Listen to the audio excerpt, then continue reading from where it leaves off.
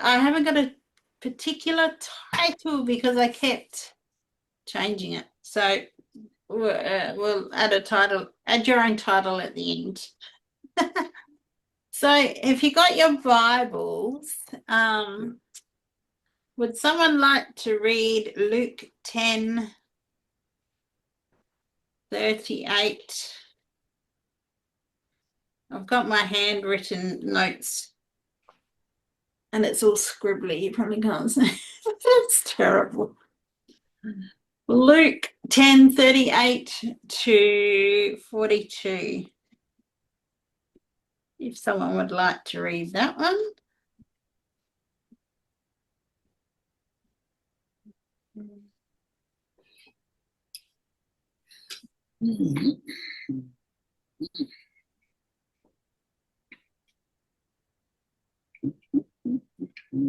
Yeah, I can read Luke 10:38 to, was it 42? Yes, please. Thank you.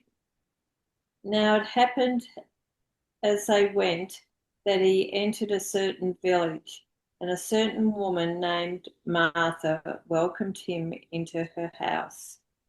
And she had a sister called Mary, who also sat at Jesus' feet and heard his word. But Martha was distracted with much serving, and she approached him and said, Lord, do you not care that my sister has left me to serve alone? Therefore, tell her to help me. And Jesus answered and said to her, Martha, Martha, you are worried and troubled about many things, but one thing is needed, and Mary has chosen that good part, which will not be taken away from her. Thank you. So as you can guess, this we're talking about tonight is two sisters, Mary and Martha. But they had a brother and his name was Lazarus. And I'm just going to read a bit of background about these two ladies because we often hear a message about Mary and Martha, and we hear about serving out of that, or coming before the Lord and worshipping at his feet. So there's lots of different messages we've heard over the years. And I just want to give a bit of a background about these two ladies. So their brother's name was Lazarus, and I'm going to read from John chapter 11 is where these ladies are also mentioned. So this is going to give us a bit of a background. Now a certain man was sick, Lazarus of Bethany, the village of Mary and her sister Martha. It was the Mary who anointed the Lord with ointment and wiped his feet with her hair, whose brother Lazarus was sick. So you've probably heard of the story about Mary anointing Jesus's feet with expensive perfume and wiping his feet with her hair. So Mary is the same Mary, it's Mary and Martha, and the sister of Lazarus. So that's the same Mary they're talking about. So sisters being sisters, they're not the same, and they haven't got the same personality or gifts. I don't know if anyone has the same gifts or personality as their sister. Sometimes it's annoying when your sister doesn't think like you do. And you think you've got common sense and she doesn't? Or was that just me? We won't delete that bit out. So the sisters in verse 3 sent word to Jesus, or sent word to him, saying, Lord, behold, to whom you love is sick. So the sisters were trying to get, or got word to Jesus saying that Lazarus was sick. And Lazarus was loved by Jesus, a special friend. But so Mary and Martha automatically thought that, oh, Lazarus is sick. Let's fix this. And some people are fix-it people. Let's fix this and go and send for Jesus to come and heal Lazarus. In verse 4, but when Jesus heard this, he said, this sickness is not to end in death, but for the glory of God, so that the Son of God may be glorified in it. Now, Jesus loved Martha and her sister and Lazarus. So when he heard that he was sick, he then stayed 2 days longer in the place where he was. Oh, that would have annoyed me because I'm a fix-it person, and I would have thought, my brother's sick. I gotta get Jesus. I gotta get Jesus back to my brother. And now Jesus is saying that he's going to stay there 2 days longer. Help! And that my personality would be, hang on, Lazarus is sick. You got to get back here, Jesus. Would anyone else think like that, or just me? They're probably like, hurry up, Jesus, get back here. Lazarus is sick. We need you. But he decided to stay 2 days longer in the place where he was. Then after this, he said to the disciples, let's go to Judea again.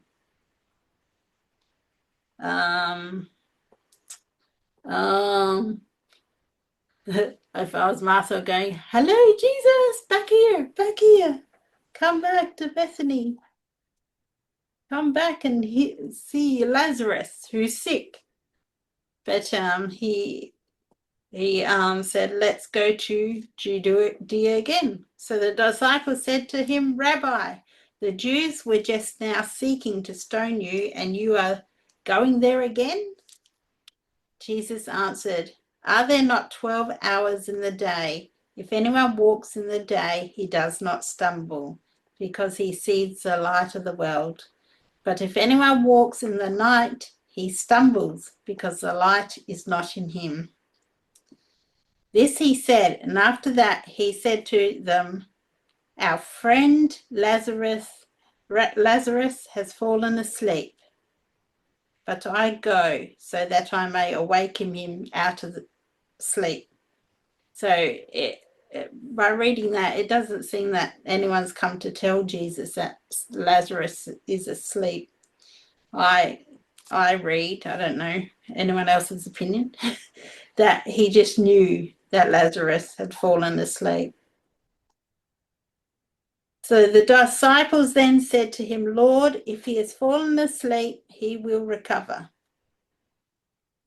Now Jesus had spoken of his death, but they thought that he was speaking of literal sleep. So Jesus then said to them plainly, and I like it when Jesus speaks plainly. Sometimes these stories, parables and things that he talks about sometimes can get a bit confusing.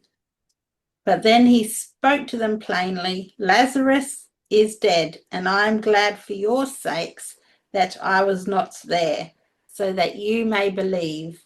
But let us go to him. So Jesus decided then to go to Lazarus. And from that verse, we can see that if Jesus was with Lazarus, maybe they may not have believed what was going to happen with the healing. Because that verse again, it says, I'm glad for your sakes that I was not there. He wasn't with Lazarus, so that you may believe. But let us go to him. In verse 16, So therefore Thomas, who is called Didymus, said to his fellow disciples, "Let us also go, so that we may die with him." So when Jesus came, he found that he had already been in the tomb for 4 days. Now Bethany was near Jerusalem, about 2 miles off, and many of the Jews had come to Martha and Mary to console them concerning their brother. Martha, therefore, when she heard that Jesus was coming, she went to meet him, but Mary stayed at home. Martha then said to Jesus, "Lord, if you had been here, my brother would not have died." I can see myself in a lot of this story, in the way Martha. So even now I know that whatever you ask of God, God will give you.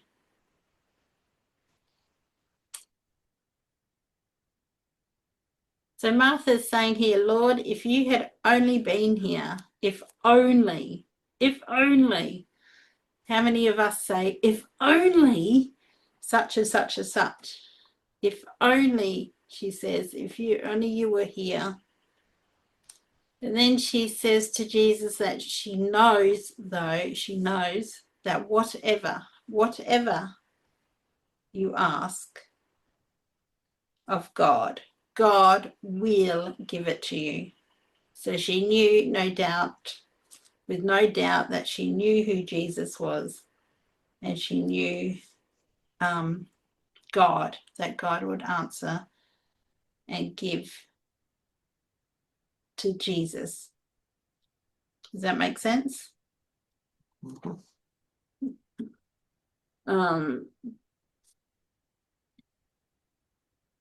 So Jesus said to her, "Your brother will rise again." Verse 24. Martha said to him, "I know that he will rise again in the resurrection on the last day." But Jesus said to her, "I am the resurrection and the life. He who believes in me will live even if he dies, and everyone who lives and believes in me will never die. Do you believe this?" She said to him, "Yes, Lord, I have believed that you are the Christ, the Son of God, even he who comes into the world." When she had said this, she went away and called Mary, her sister, saying secretly to her, "The teacher is here and is calling for you." But we don't read about that in the previous church verses that Jesus is calling Mary. So maybe she's doing a sister thing where you got to kind of push two things together to make happen. Who knows? But I have a sister, and I would have done that even as a young kid. If I could see something that needed to happen, I would push her in the direction that she needed to go.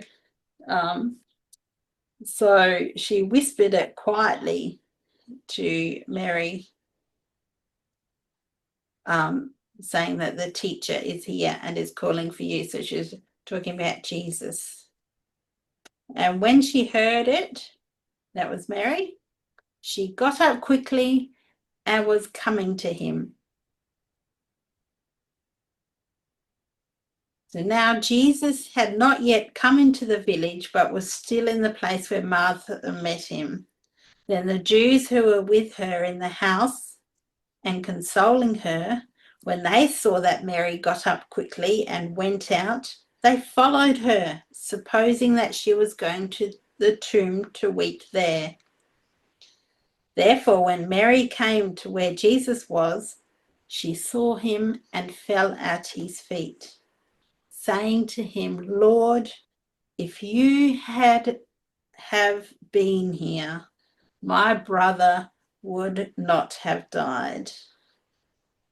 So obviously either the women been talking to each other or they both separately knew or that that if Jesus had been there, their brother wouldn't have died, and they had that that thought.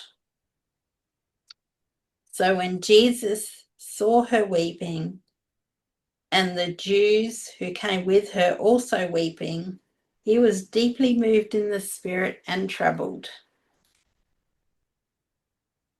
and said, "Where have you laid him?" They said to him, "Lord, come and see." In verse 35, the next verse, is the shortest verse in the Bible, but it shows a lot of emotion. It says that Jesus wept. He had compassion. He had sympathy. Verse 36, so the Jews were saying, "See how he loved him." But some of them said, "Could not this man who opened the eyes of the blind man have kept this man also from dying?" So Jesus, again, being deeply moved within, came to the tomb. Now it was a cave with a stone that was lying against it. And Jesus said, "Remove the stone." Martha, the sister of the deceased, said to him, "Lord, by this time there will be a stench, for he has been dead for 4 days. And Jesus said to her, "Did I say to you that if you believe, you will see the glory of God?" So they removed the stone. Then Jesus raised his eyes and said, "Father, I thank you that you have heard me. I knew that you always hear me, but because of the people standing around, I said it, so that they may believe that you sent me." And then he says, "Lazarus, come forth," and Lazarus is raised from the dead. So Mary and Martha had been through a bit of an emotional roller coaster with their brother dying, passing away, and the only help they could see they knew of was Jesus, and he was out of town. But in John 12,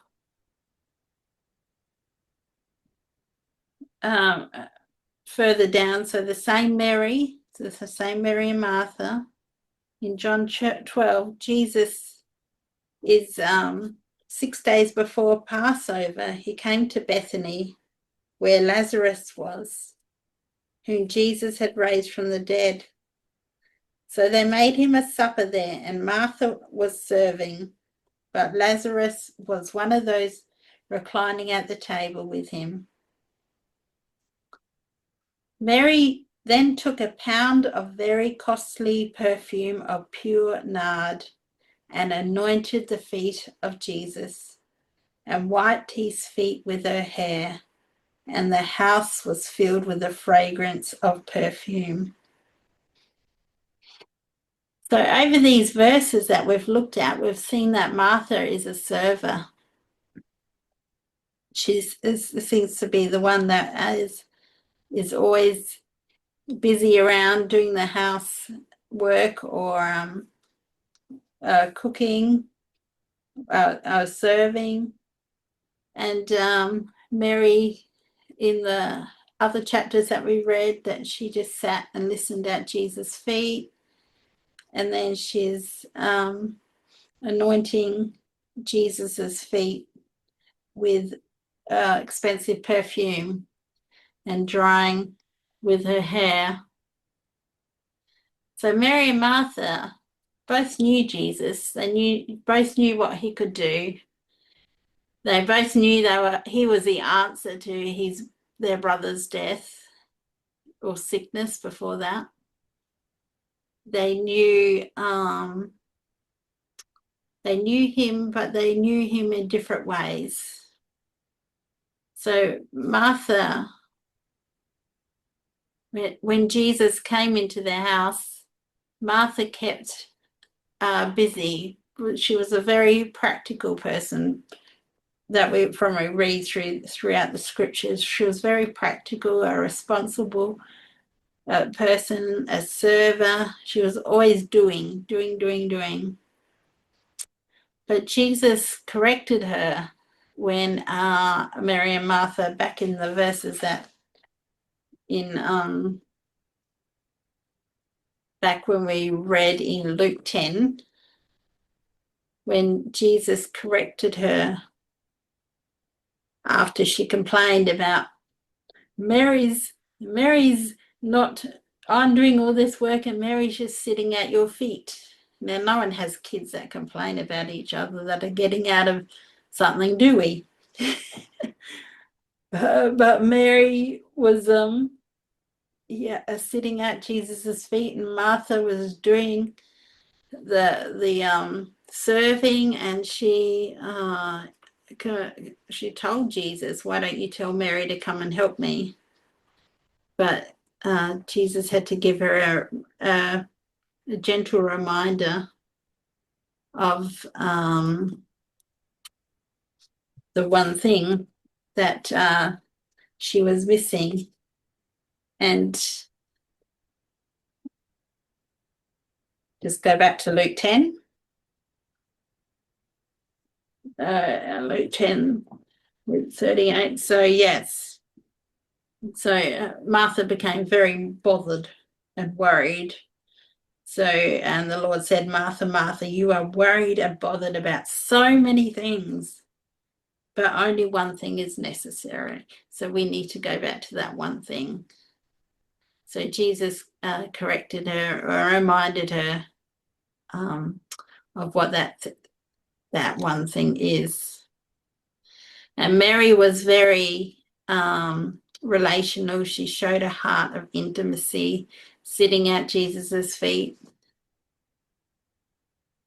She listened to Jesus. She knew who he was, and she was intimate and discerning of what Jesus was capable of and who he was. She saw him as her compassion towards him was very open. So what we can read in this is that Martha, who was always serving's fine. But as he said, when you're worried and bothered about so many things, it's okay to serve. But the thing is, if you're worried and bothered, if you let that take over your life and take over the time that you should be spending with God, you have to forget those things and come to the one thing that's necessary, and not worry about those things that are giving you trouble and not giving you peace. And we see this throughout the Bible. You got Mary and Martha. You've got two kind of people who are different in their ways of with Jesus. You've got Peter, who was always doing things. He was he even cut off a soldier's ear. And then you've got John, who's the opposite, who leaned into Jesus's chest at the Last Supper. So they knew the Lord, but they related to him in different ways. They knew the truth, they knew the love, they knew faith, and we have to remember that one thing that Jesus talks about that is necessary. It's that one thing that's necessary for each of us. And we're not to be worried and bothered and let things get caught up and in the way. So when Jesus is close to us, when he's physically near, we have to be present with him. Like, when someone, or you go to a building, or you're in a crowd and you can walk past people and not really say hello or anything, and you're not really present with them, you're not there paying attention or giving them attention. We need to be with Jesus. We need to give him our attention. It's like, when we got grandkids, mom, and mom's busy cooking or at the stove, or dad's doing something, and the kids are going, mom, trying to get the attention. And Jesus wants our attention. He wants us to look full in his wonderful face so that we can see him clearly. And Mary was at Jesus's feet, aware of who he was and his presence. She knew him. So we've got to know him. We don't want to know about him. We can read the Bible. We can read lots of scripture, hear lots of sermons, but we can know it in our mind. But when it comes to knowing him, do we really know him? Like Mary sat down and listened to him, to hear more, to learn more. And when you get that chance to sit directly with him, you get direct communication for you for now. And yeah, and you can learn so much. You can download so much from Jesus. We're going to take that time to have intimacy with him. Mary jumped at those opportunities that she saw to sit by his feet and to pour perfume on his feet. Why are we bothered by so many things when there's only one thing necessary? And that's him. He's our source of everything. Many times we get distracted by TV, social media, and I feel this is strong for us, even me. But I feel like we need to get our eyes on him. We need to sit at his feet. We can even get distracted by watching our sermons on our phone or video clips, YouTube, Facebook. Sometimes we just get overloaded of watching sermons and songs, and we think, oh, okay, yeah, I'm feeding on this. But all it is sometimes is just a lot of noise going in, but it's not really going in to the heart. It's going in. Sometimes it's not speaking, but some people, sometimes we can think that this is what we do. We put worship on when we come home, get it all in, but we need to stop all the noise. We need to stop and sit at his feet. We need to listen directly from him, because that's where the message direct from us is coming. If you've ever experienced it before, of actually sitting, have a pen and paper and go, Lord, here I am. Speak to me, and just write down. And those things that come are like hit the bullseye of what I needed to hear, or what I need to do, or something to help me grow or something. So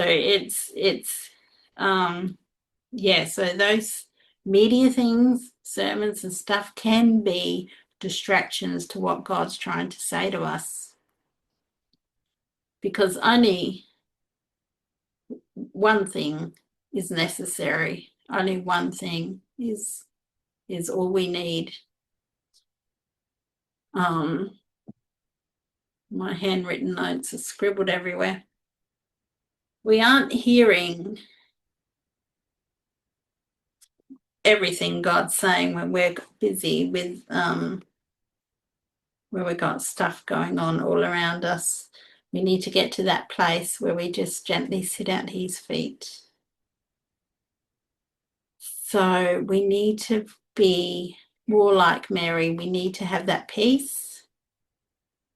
We need to sit at his feet. We need to know him. We need to know who he is and know who we are in him. And sometimes it's sitting with the Bible and writing out verses on cards and sticking them on the cupboard to remind us of who we are in him, to remind us of who he is. But we are so blessed to have the Bible. We are so blessed to have access to this. Not everyone does. So we get to feed off this. We get to hear his voice and know him, because we don't want to hear those words that are in Matthew 7 that God says, sorry, I never knew you. And how do you get to know someone? You spend time with them. So I encourage us all, talking to myself too, to watch out for our distractions, watch out for our busyness, watch out for those times when we know, or we get this urge, or we get this inkling that we need to spend time with God. Sometimes it's God saying, he could be in the room and he's saying, hey, let's spend time together. If he came into your house, would you ignore him, keep doing your housework, or would you sit at his feet? Yeah, so that's something I want to leave you with today.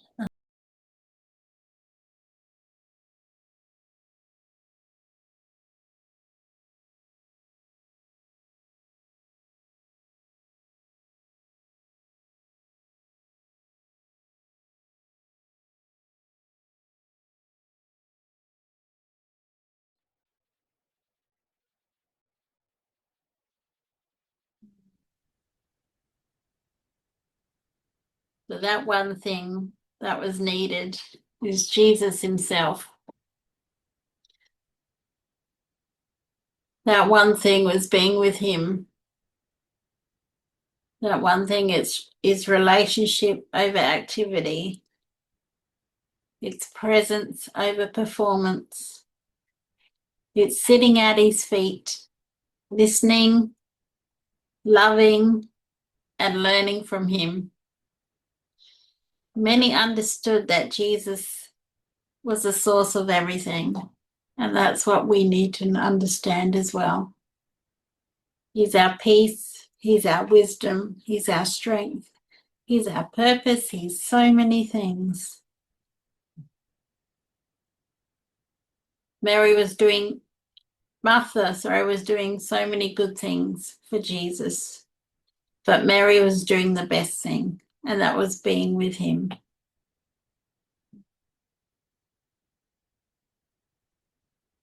We are to abide in his presence and make room in our hearts. We need to hear his voice, let his spirit renew us. And King David understood it. He goes, one thing I ask from the Lord. This only do I seek, that I may dwell in the house of the Lord all the days of my life, to gaze on the beauty of the Lord and to seek him in his temple. And David sought the Lord quite often. He spent time with the Lord, and he wrote down what the Lord said. And we get to read what those words are in the Bible. So we're going to do it end a bit different tonight. We want to encourage you to take this time from now on to spend some time with the Lord.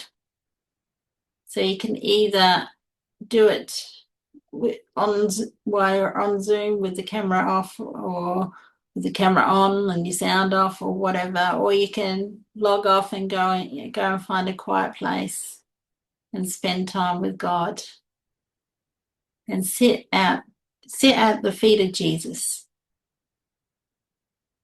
and hear what he's saying to you.